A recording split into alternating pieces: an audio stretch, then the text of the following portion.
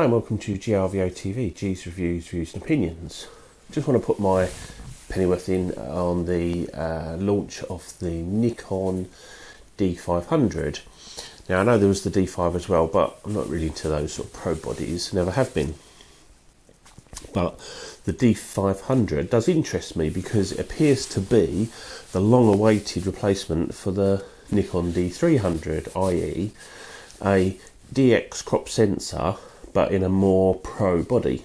And they've sort of been playing around with the D7000, the 7100, the 7200, but they're, I would say, advanced amateurs. Yes, you can use them for professional work, no doubt about it, but not really pro bodies. And now they've brought out the D500, and on paper, which is all I've been able to look at the spec, because for me it's a case of, is it good enough to draw me back to Nikon? And I think quite a few people will have that dilemma. You know, shall I switch from Canon to Nikon? And in my case, from the Micro Four Thirds Panasonic Lumix range to back to Nikon. My current crop of cameras is the G7 there, stunning camera, and I'm recording on the Panasonic Lumix GX8, also a stunning camera.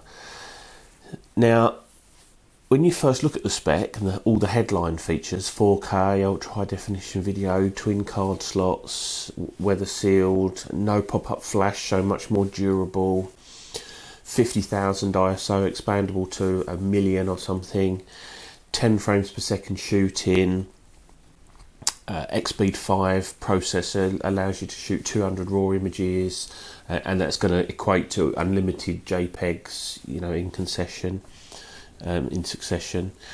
All sounds really good, and I think it is, but there are a few flaws, I think, which on first look definitely stop me from going back to Nikon. For instance, and I don't understand this, but it says in the spec that the 4K recording only lasts for 3 minutes. Well, you know, if I was recording this in 4K, which I'm not because it's just too dark, I would be done by now. This would be the end of it, and some may think that's a good thing, but you know, hey ho, it's my video. So I don't understand 3 minutes recording in 4K. I mean, do they mean 3 minute segments, or 3 minutes and that's it? You have to go back to the camera and start recording again? Because when you're recording 4K on my Lumix, it splits it up into segments, but you continuously record for sort of half an hour. So I don't understand that. That's the first thing. Connectivity wise, it's got NFC, Bluetooth, Wi-Fi, all good. Microphone, headphone jacks, all the good things you want. That's great.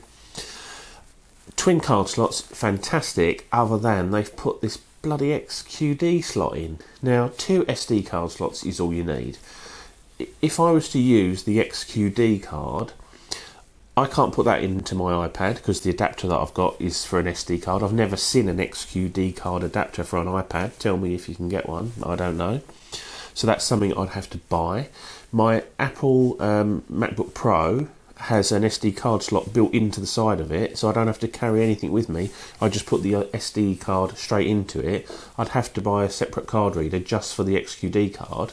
So it's another thing to buy, another thing to break, another thing to lose, and another thing to forget to take with you when you go out somewhere, which to me makes no sense whatsoever. I don't care how good the card is. Panasonic have proved that you can record absolutely fine to SD cards. They're, you know, fantastic nowadays. They're reliable, they're fast, no problems at all. So that's that. The people who I think this camera will appeal to is wildlife and sports photographers, and I guess that's what it's aimed at. It's aimed at the Canon 7D Mark II and taking sales away from them, I suspect. And yeah, I can see that would work really well. You know, paired with a decent sort of long telephoto lens, I think it's going to be a stunner. Being a crop sensor, getting that extra reach out of your lenses is a great thing as well. You have to bear with me, my dog's attacking the tripod. Oi, go away. Golly, go away. Go away. Go to bed. Go on. Apologies. So yeah, where was I? Yeah, so I can understand that it will be a great camera for sports and wildlife photographers.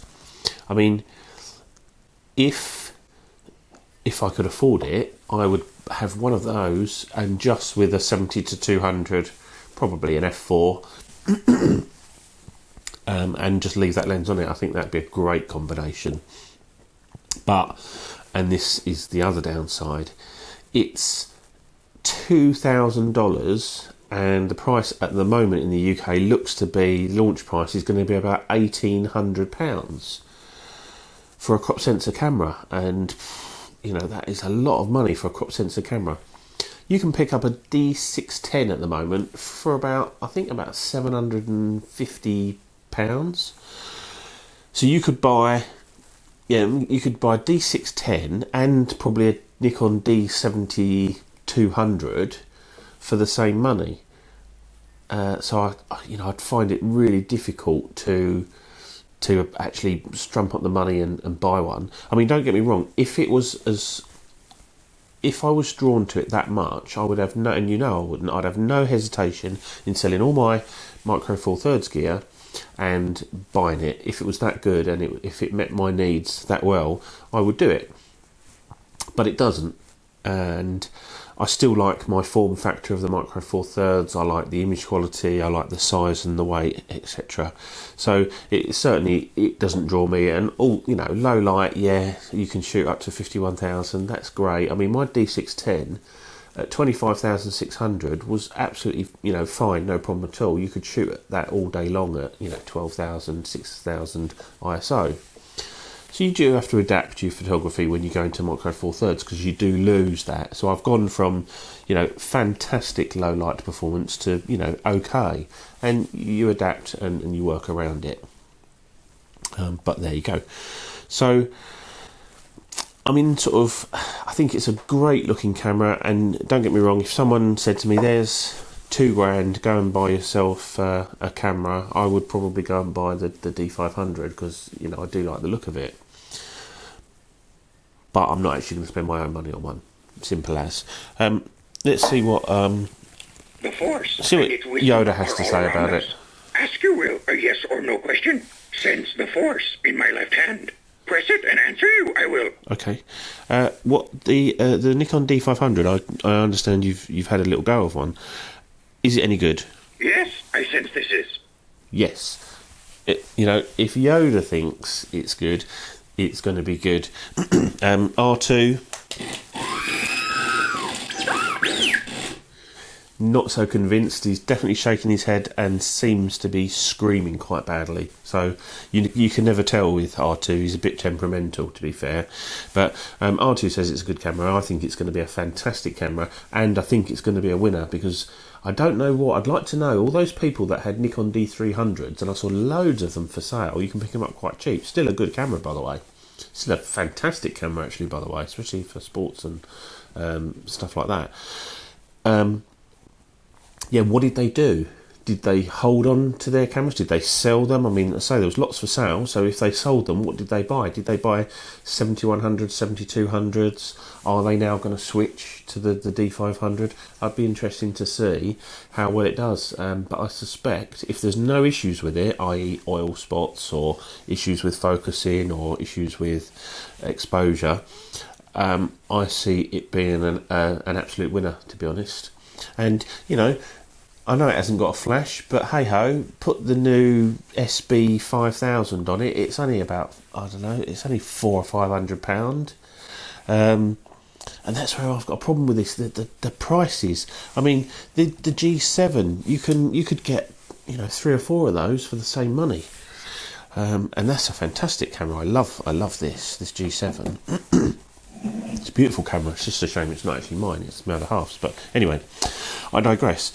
This has been my initial thoughts on the Nikon D500, and perhaps at some point I'll get one to have a go at. But at the moment, it's not interested for me. But I think it is going to be a winner. And Yoda agrees, so there you go. You can't argue with him. Anyway, this is GRVOTV. Cheers, Clearing your mind, are you? Or another question? Wish you to ask? No. G's reviews, and opinions. I'll see you soon. Bye.